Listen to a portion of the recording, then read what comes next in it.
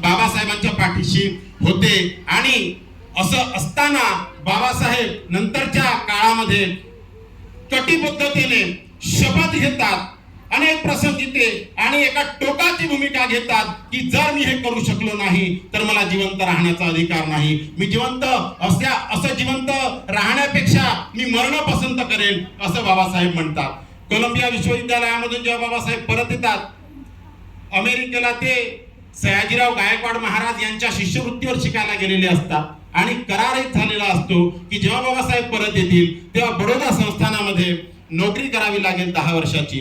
आणि परत येतात बाबासाहेब भारतात आणि बडोदा संस्थानामध्ये नोकरी करायला जातात. नोकरी करायला जातात तर तिथे जे क्वार्टर मिळायचं असतं त्याला काही अवधी असतो. बाबासाहेबांनी ऍप्लिकेशन केलेली असते, पण तोपर्यंत एक त्यांना खोली राहण्यासाठी पाहिजे होती आणि ती खोली पाहण्यासाठी, खोली मिळवण्यासाठी बाबासाहेब धडपडतात.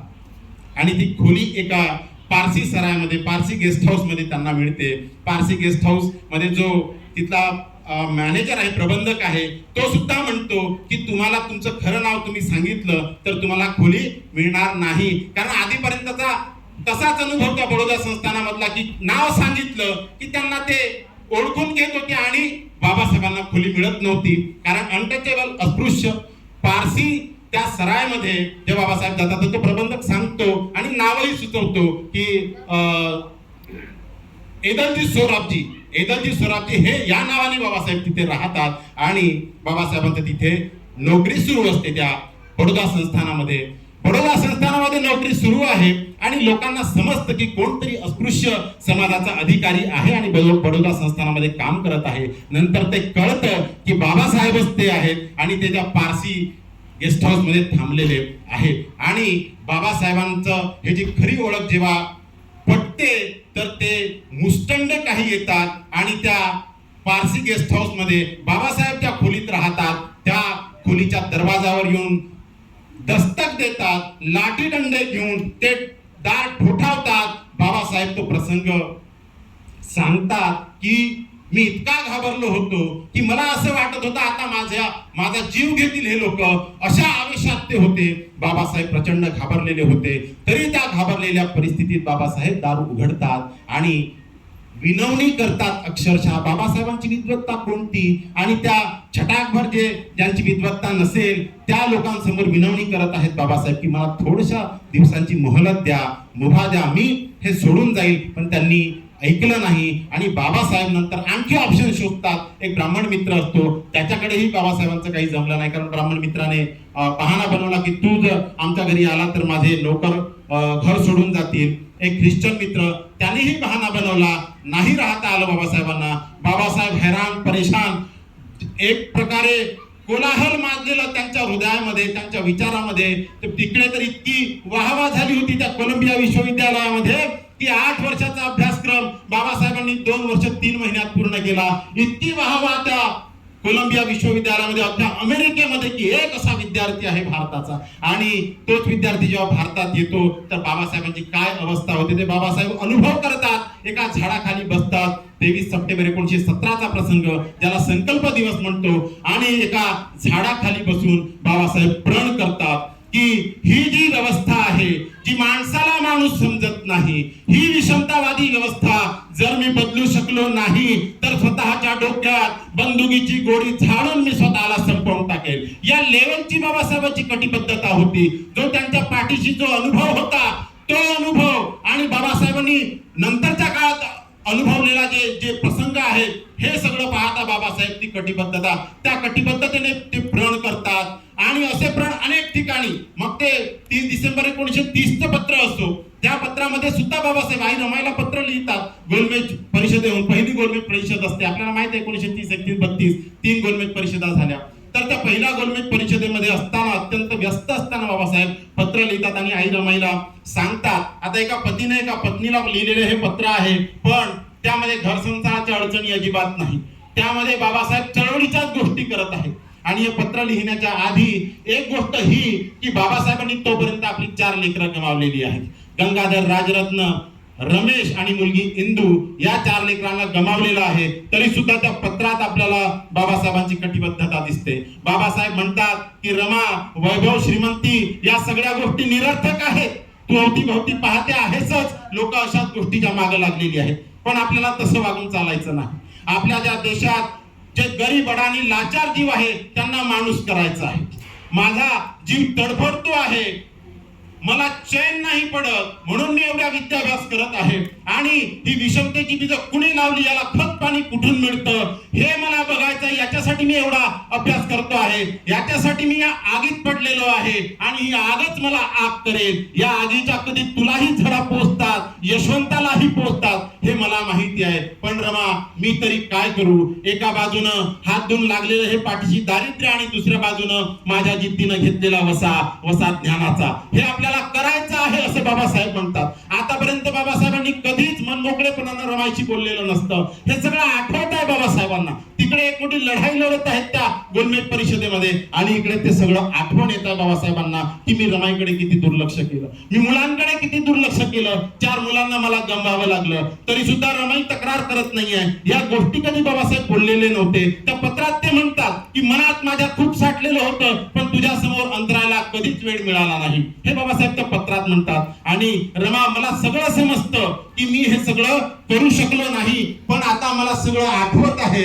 आणि या प्रसंगी रात्रीचे 11 वाजले आहेत. उजव्या हाताने हे पत्र लिहितो आहे आणि डाव्या हाताने अनावर झालेली आसू पुसतो आहे. बाबासाहेब ते पत्र लिहिताना रडत आहेत. हे आमच्या हक्क अधिकारासाठी तिकडे लढत सुद्धा आहेत आणि आठवत आहेत की किती नुकसान झालं आणि मी लक्ष देऊ शकलो नाही परिवाराकडे, आणि हे सगळं आठवण करून ते रडत सुद्धा आहेत. आणि तिथे पुन्हा ते संकल्प करतात बाबासाहेब की जर मी ही विषमता संपवू शकलो नाही, जर मी माझ्या लोकांसाठी काम करू शकलो नाही, तर मरणच मी अधिक पसंत करेल. आणि बाबासाहेब म्हणतात की आता हे वाचून तुला रड येत असेल रामू, पण मी तरी काय करू. हे सगळं ते या अनुषंगाने बाबासाहेब निश्चय करतात.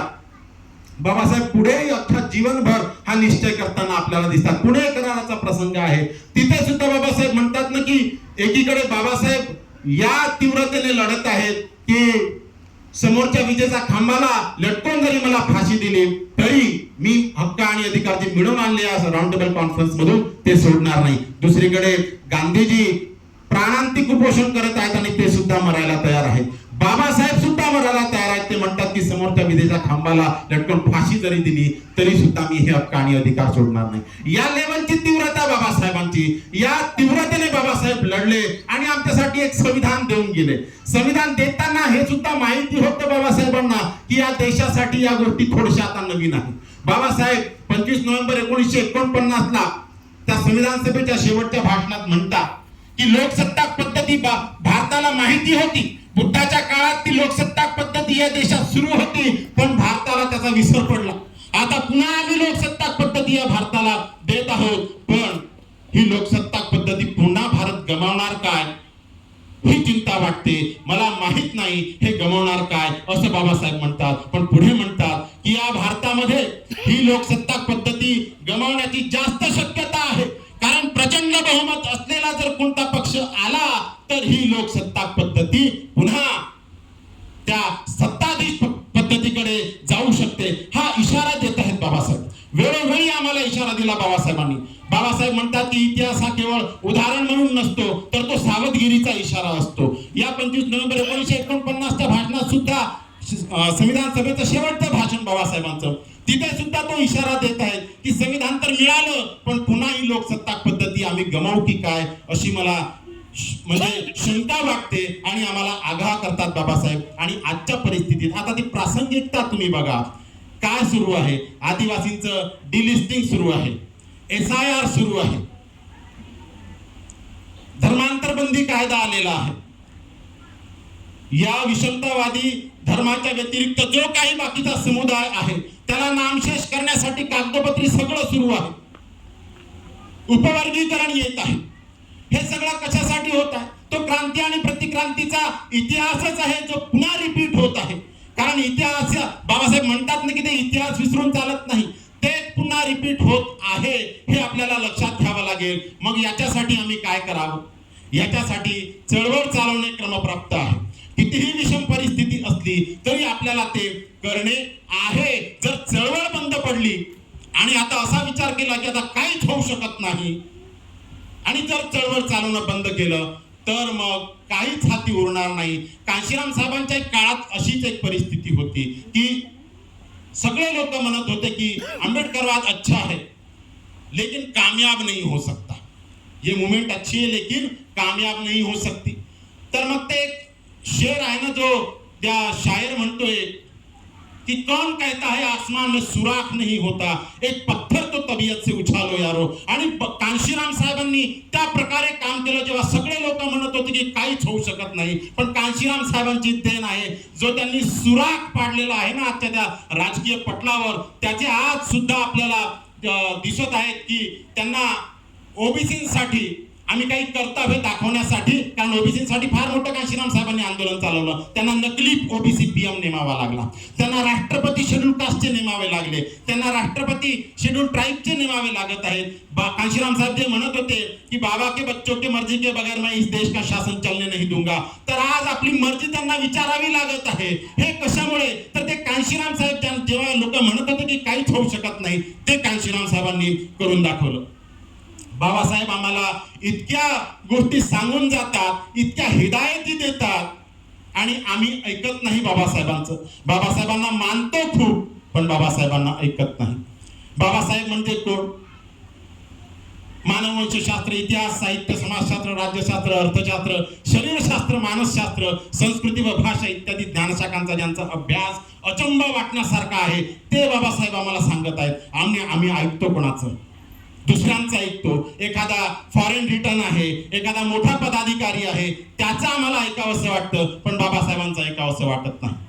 समाज म्हणजे काय, जातीचे स्वरूप आणि चारित्र्य कोणते, कोणत्या वंशाच्या मानवी शरीराची ठेवण कशी असते, जगभरातील स्वातंत्र्य लढ्याचा इतिहास नेमका कसा आहे, लोकशाही समाज व्यवस्था म्हणजे कशी व्यवस्था, समाजाच्या जडणघडणीत इतिहास आणि अर्थशास्त्र यांचा वाटा कोणता, यासारख्या विषयांवर जेव्हा बाबासाहेब चर्चा करतात तेव्हा अनेक ज्ञानशाखांमधील त्यांचे संदर्भ सहज प्रकट होत जातात. बाबासाहेब विद्वत्ता नाही पाजळत, बाबासाहेब बोलताना हे सगळे संदर्भ स्पष्ट होत जातात. त्या बाबासाहेबांचं ऐकावं की आम्ही ऐऱ्या-गैऱ्यांचं ऐकावं, हा सुद्धा प्रश्न आहे. बाबासाहेबांनी दिलेले इशारे आजही तेवढे सत्य होत आहेत.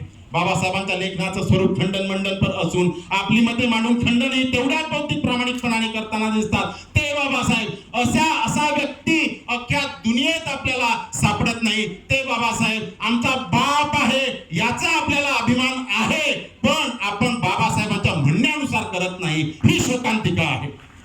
बाबासाहेबांच्या म्हणण्यानुसार जर आम्ही केलं नाही तर नक्कीच आपली ही पिढी, आता बघा 10-12 वर्षात काय होते ते, आणि येणारी पिढी तर दूरच राहिली.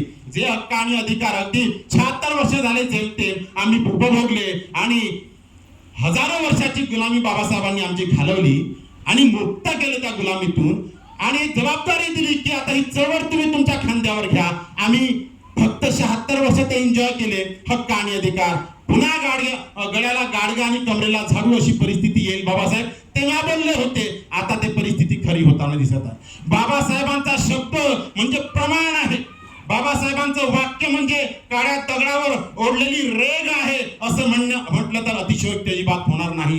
जर आम्ही बाबासाहेबांचं ऐकणार नाही तर आमच्या पिढ्या गर्तेत जातील. आम्ही आता या आपल्या उघड्या डोळ्यांनी बघत आहोत. बाबासाहेब म्हणाले होते की आपल्या समाजात म्हणजे अस्पृश्य समाजात जे लोक जन्माला येतात त्यांचा उद्धार करणे आपले कर्तव्य आहे, अशी ज्यांना जाणीव आहे ते लोक धन्य होत. गुलामगिरीवर हल्ला चढवण्यासाठी जे आपले तन मन धन आणि तारुण्य कुर्बान करतात ते धन्य होत. अस्पृश्यांना त्यांची माणुसकी पूर्णपणे मिळेपर्यंत ते बऱ्याची वाईटाची, सुखाची, दुःखाची, मानाची, अपमानाची आणि संकटाची, वादळाची पर्वा न करता एकसारखे झगडत राहतील ते धन्य होत. बाबासाहेबांनी काही लोकांना धन्य म्हटलं की जे लोक समाजाचं काम करतील. आणि तिकडे 31 जुलै 1956 नानक चंद्र जवळ बाबासाहेब एक संदेश देतात, अंतिम संदेश. अंतिम संदेश या शीर्षकाखाली नानकचंद्र रत्तू यांनी बाबासाहेबांच्या संस्मरण आणि स्मृतिया हे पुस्तक लिहिलं आहे. तिथे अंतिम संदेश देतात 31 जुलै 1956 की मग पाहत आहे मी की काही मुठभर लोकांनी माझ्या चळवळीचा फायदा करून घेतला आहे आणि ते स्वतःच्याच आनंदात मग्न आहेत. त्यांना माहिती नाही की किती मोठी अवजड जबाबदारी त्यांच्या शिरावर येऊन ठेपलेली आहे. ते आपल्याच आनंदात मग्न आहेत आणि चालले आहेत, सगळे स्वतः असे वाहवत चालले आहेत या जीवनामध्ये, आणि त्यांना काहीच असं वाटत नाही की आपण उर्वरित समाजासाठी आपण काही केलं पाहिजे. त्या लोकांना म्हणतात की हे लोक आत्मघाताच्या मार्गावर चालले आहेत, हे लोक नालायक निघाले आहेत असं बाबासाहेब म्हणतात. एकीकडे बाबासाहेब काही लोकांना धन्य म्हणतात आणि एकीकडे बाबासाहेब काही लोकांना नालायक म्हणतात. आपण ठरवायला पाहिजे की आमचं नाव कोणत्या यादीत नोंदलं गेलं पाहिजे. आमचा बाप तो बाबासाहेब इतके लायक महापुरुष आणि त्यांची औलाद इतकी नालायक होऊ शकते का? तर निश्चितच आपलं नाव त्या नालायक लोकांच्या यादीत तर येता कामा नये. म्हणून ते धन्य लोक आहेत, त्या यादीत जर आपलं नाव ठेवायचं असेल आणि बाबासाहेबांना जर आम्ही इमानीद्वारे खरंच मानत असू तर ही चळवळ चालवणे क्रमप्राप्त आहे. आणि ही चळवळ जर चालत राहिली तर आमचे हक्क आणि अधिकार शाबूत राहतील. आता पाणीच्या डोक्याच्या वरून जात आहे की काय, अशी परिस्थिती या भारताची आहे. पण असं असतानाही आपल्याला काम करत राहावं लागेल. ते कांशीराम साहेब म्हणायचं ना की अगर जलावन गीला हो तो भी हमें काम करते रहना चाहिए. जलावन अगर गीला हो म्हणजे जे जाळायचं आहे आपल्याला ते ओलं जरी आहे तरी सुद्धा तिथे आपल्याला ते टाकावं लागेल आणि कसं तरी करून प्रयत्न करून तिथून धूर काढण्याचा प्रयत्न करावा लागेल. आणि धूर निघत राहील तर एक दिवस एका लिडरशिपचा असा स्पार्क पैदा होईल की तिथून एक नवं नेतृत्व उभारेल आणि या चळवळीला पुढे नेईल. पण हे सगळं करत राहावं लागेल. ते काय ना की हो गई है पीर पर्वत सी पिघलनी चाहिए. आता खूप त्रास सहन झाला, आता काहीतरी सोल्युशन शोधायला पाहिजे, आता काहीतरी मिळायला पाहिजे. आता याचं सोल्युशन तो हो गई है पीर पर्वत सी पिघलनी चाहिए, इस हिमालय से कोई गंगा निकलनी चाहिए, हर सड़क हर गली हर नगर हर गांव में हाथ लहराते हुए हर लाश चलनी चाहिए. म्हणजे जे गुलाम आहेत त्यांनी आता बाहेर येऊन हा यलगार पुकारला पाहिजे, या चळवळीत काम केलं पाहिजे. सिर्फ हंगामा खड़ा करना मेरा मकसद नहीं, तो सारी कोशिश है कि ये सूरत बदलनी चाहिए. आज ये दीवार पर्दों की तरह हिलने लगी है, मनुवादी दीवार, आज ये दीवार पर्दों की तरह हिलने लगी है. शर्त लेकिन थी कि ये बुनियाद हिलनी चाहिए. मेरे सीने में ना सही तो तेरे सीने में ही सही हो कहीं भी आग, मगर ये आग जलनी चाहिए. या जो पंक्ती आहेत तिथे ती आग जिवंत ठेवण्यासाठी महात्मा जेव्हा सत्याग्रह झाला तिथे बाबासाहेब म्हणतात की आपण हा जागृतीचा विस्त विजू देता कामा नये. कांशीराम साहेब म्हणतात की गीला जलावन भी अगर होतो वो डालते रहो, धुआं निकालते रहो. तर हे काम आपल्याला करत राहावं लागेल, निरंतर करत राहावं लागेल. आंबेडकर मेला ऑन व्हीलच्या माध्यमातून हे सगळं आम्ही स्टेट लेवलला राज्यव्यापी हे जे केलं आहे आणि उभा आडवा महाराष्ट्र पादाक्रांत केलेला आहे. हे सगळं एक म्हणूया की पाऊल आहे त्या दिशेने, पण एवढ्याशाने होणार नाही. याच्यासाठी फार मोठ्या ॲजिटेशनची गरज आहे. निश्चितच या ॲजिटेशन मध्ये आपणा सर्वांचं सहकार्य लाभेल. एवढंच बोलतो, इथेच थांबतो. धन्यवाद. जय भीम, जय भारत.